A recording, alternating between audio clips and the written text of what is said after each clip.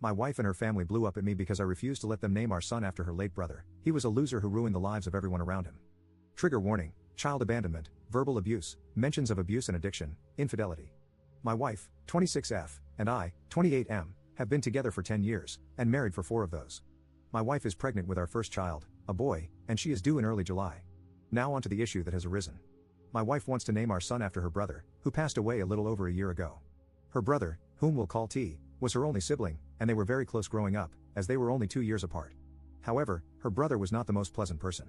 He was a substance addict starting from age 14 to 15, he stole from everyone around him including myself and my wife, he was abusive to all of his partners and his child, and he served several years behind bars. T was also abusive to my wife and her parents. He had a stay-away order from our home because he broke in while we were away and stole our TV, my wife's jewelry box, and one of my GNS. T passed away last year in April from a substance overdose, and it deeply affected my wife. It was her first major loss she has suffered, and she still attends therapy to help cope. When we found out we were having a boy, she immediately wanted the name to be T's name. I heavily disagreed, and I have offered many replacements, other family names like her father or grandfather's, but she will not budge. She wants our son to have the exact same name as her brother, first and middle. She has even gone as far as to say that if we name him something else, she will have it changed, or only call him by T. My final straw was when my wife ordered a blanket with T's name sewn into it for our son. I blew up and told her I was not naming our child after a substance addict who took advantage of everyone around him. My wife blew up at me, she screamed at me to leave, threatened to call the police if I didn't, and called me a piece of crap for talking about her late brother like he was trash. I did leave. I told her I would attempt to speak to her again about this once we had both calmed down, and I apologized for speaking about T in a negative way. I'm getting calls nonstop from her family, calling me names for speaking about T and not wanting to honor him by naming our son after him. My family is on my side, her family is on her side, and my friends are split on the matter. So, am I a massive jerk for not wanting this name for our child? Update 1. Hello, internet humans. Not sure if any of you remember my first post a few months back, but I just logged on and saw I had a few messages, so I figured I would post an update. So, if you recall from my first post, my wife and I were expecting a baby boy in early July, and our conflict was occurring over my wife wanting to name our son after her late brother. We got into a huge fight, some names were called, and threats were made, which led me to this subreddit to ask for advice and opinions from internet strangers. Well, a week after the post, I sat down with my wife, and we had a very long and difficult conversation. She broke down and admitted she was struggling more than she let on with the loss of her brother, and she told me she felt uncomfortable talking to me about it due to my feelings towards him and how he lived his life. I was devastated, to say the least. I have never felt like such a horrible partner. I was selfish, I failed to see him as anything more than his mistakes, and I failed to support my wife through his passing. It was a long talk with lots of tears, and we both agreed to be more open in the future and less judgmental. We started attending therapy together less than 2 weeks after that, and we have been going ever since once a week. It was rough at first, but it has helped tremendously in dealing with the bumps in the road of marriage. As for our son, we came to an agreement on a name after lots of long discussions, a first name we both adored and her brother's middle name, just spelled differently. It was a good compromise for both of us, and it was my son's own name that no one before him had carried. We were both happy. Then, on July 3, 2022, my wife delivered a beautiful, healthy baby girl. To say that we were shocked would be an understatement.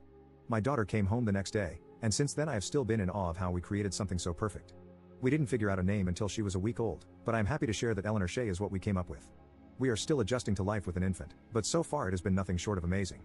Thank you for your past advice, internet friends and strangers. Update 2. Op posting in r/infidelity 1 year after the last update.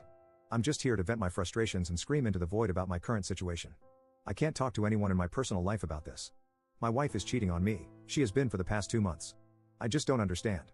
I don't even know where to start to begin to understand. We have a beautiful home, stable careers, we're not financially struggling, no substance abuse, and we attend therapy together. Our daughter is healthy, perfect. Our 6-year wedding anniversary is 3 months from tomorrow. We've been together for 11 years. I have spent the last 2 days examining everything about us under a microscope, trying to find when it went wrong. Where did I go wrong? When did she become unhappy? When did this life, our life, become unsatisfactory for her? For her to step outside of our marriage with some random guy she met on Facebook? For her to throw our family away? I just don't understand. I found out on Monday, completely by chance. My daughter's tablet was out of charge, so I grabbed my wife's iPad so she could watch her nighttime videos and go to sleep. My wife isn't home right now, she's on a trip and won't be back for another 4 days. I keep hearing message notifications dinging on her iPad while my daughter has it, so I took it to turn it on silent, only to see a man's name I didn't recognize with a little winky face next to it. I went through everything. They've done it all, met up, spent the night together, went on dates, they even have a romantic cruise planned for next month. The same cruise she told me was a bachelorette trip with one of her friends. All of these outings that I encouraged. She told me they were with friends, and I encouraged her. I was so proud she was getting out there and becoming more social, since she expressed motherhood made her feel like a recluse. And after digging a little deeper, All of these new friends she's been out with don't even exist. All lies. They are characters she's created to continue her relationship with this man. I feel like a complete and total idiot. I never second-guessed a lie she fed me. I gave her my 100% trust. We've been doing couples therapy for a year, we communicate, we go on dates, we give each other gifts, our bedroom life was great. I never, not even for a second, would have suspected this. I don't know how to confront her with this.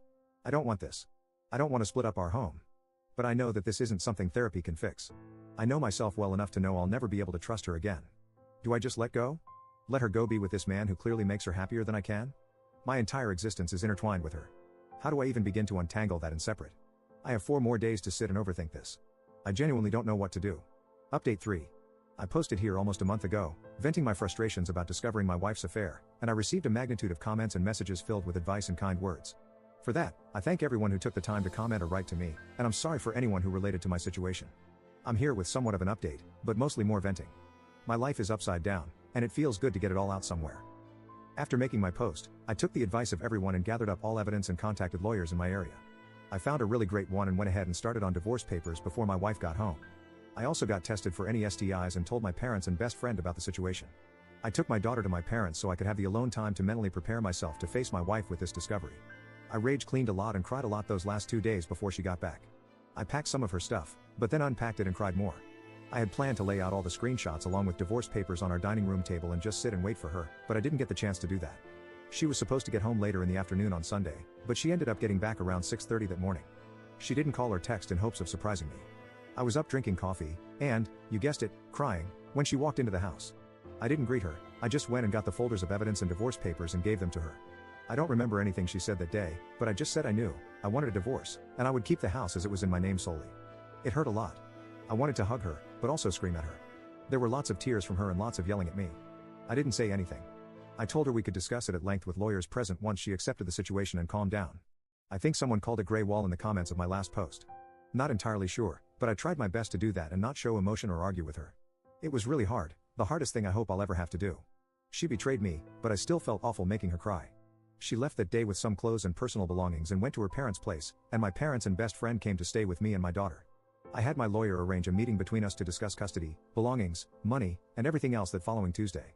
Well, Monday I got a call from my clinic to come in to review results of STI tests, and as it turns out, her parting gift to me is HSV too. I cannot describe in words how angry, sad, and shattered I am. I'm still accepting it, I don't think I have yet, but I'm working on it. I know it's common, very common, and it's not going to unalive me, but it doesn't make it blow any less. I joined a support group on Facebook, those people are great. Going into Tuesday with that knowledge was awful. I felt so much shame bringing that up in front of not only her but both of our lawyers. I knew if I tried to discuss it with her privately, it wouldn't go well, not with the amount of anger and sadness I had in my system. She never apologized, she was a different person that day. I felt like I was looking into the eyes of a complete stranger, no emotion whatsoever. Divorce-wise, everything is cut and dry. We separated finances, the house is mine, we are just waiting the 90 days for it to finalize. There were no objections on her end but one, she wants to terminate her parental rights over our daughter. She doesn't want her anymore. Our daughter, our baby. I was f***ing blindsided. I'm still blindsided. My daughter is 1, but she loves her mama. Mama was her first word. She's only 1.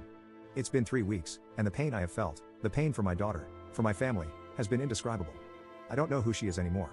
I don't know what changed or when it changed, but it terrifies me. I feel like my entire life was pulled out from under me. I haven't talked to her, per lawyer's advice and my own fear of what I would say. She hasn't seen our daughter, she told me that day she didn't want to. She didn't want any pictures from our home, any memories. Just her clothes and electronics. I don't understand any of it, and I don't think I ever will. We have to go to court for her petition to terminate rights, and I don't want to look at her. I just can't accept this as reality right now, not after everything. I'm trying as hard as I possibly can to keep a positive outlook on everything and be strong for my family and my baby, but this has been so hard.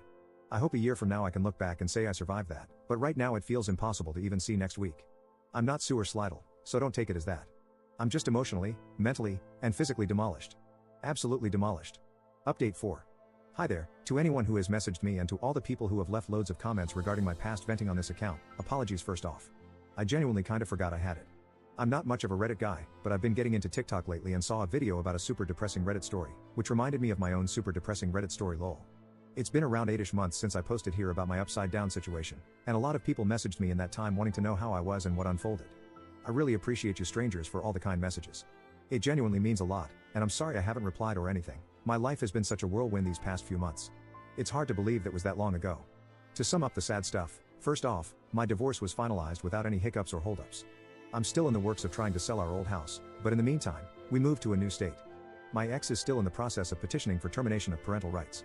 I've only seen her 3 times since moving, and it has been to fly out for court. I was granted temporary full custody in the process, per her request and suggestion, and she was not mandated any visitation and has denied any offer of it. She has not seen my daughter in 7 months, she has requested not to. I don't know what else she's been up to or if she is still with her boyfriend or not.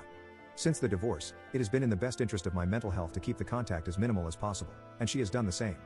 I have offered many chances for her to visit with my daughter, whether it be via video call or flying out, and before we moved, I asked weekly, but it was always a no. Her parents still video call with my daughter, and we're hoping they can fly out over the summer and spend some time with her. They've been cut off by my ex as well. I'm not sure what changed, but I can't change it back, and I am accepting it mostly. I wish her well in all future endeavors. Now for the happy stuff that has happened. Firstly, I am a proud Arizonan now. I never saw myself moving here, but we have loved it so far. My parents packed up and came with us, and I don't think I've ever seen them so happy. My daughter is doing amazing. She will be 2 years old in July, and she is the smartest, funniest toddler I've ever met. She knows her ABCs, can count to 20 without help, loves animals and bugs especially. She thinks farts and a cow mooing are the definition of comedy, and she doesn't know, but she has been my biggest motivator to heal from this whole ordeal and be my best self. Like I genuinely don't know how I helped make such an awesome kid. The more her personality grows, the more in awe I am of just how cool she is. I could talk for days about her, so I'll cap it here before this ends up being a Harry Potter length post lol. As for myself, I'm in therapy and have been throughout these 8 months, and I'm in a much better headspace. I'm working on getting back on top of my health as I did put on about 30 stress pounds. I'll get there eventually, but I'm not sweating it too much. I have not dated or tried to, I don't think I will anytime soon. I've adjusted to being a single parent pretty okay for the most part. I credit that to my family and friends more than anything because they have been a huge support system throughout this. There are still really hard moments that have happened, and I know there are more to come, but I will roll with it just as I have this and hope to come out on top. This is not the end of the world for me even if it feels or felt like it in the moment. The sun will rise tomorrow, birds will chirp, and all will be well. Thanks to my therapist for that, those 2 sentences have helped me immensely. Sorry this ended up being so long, I should really pick up journaling. Maybe a blog or something lol. But thank you again to everyone who took the time to give me advice in the hardest time of my life, and thanks again if you read this. I genuinely appreciate it.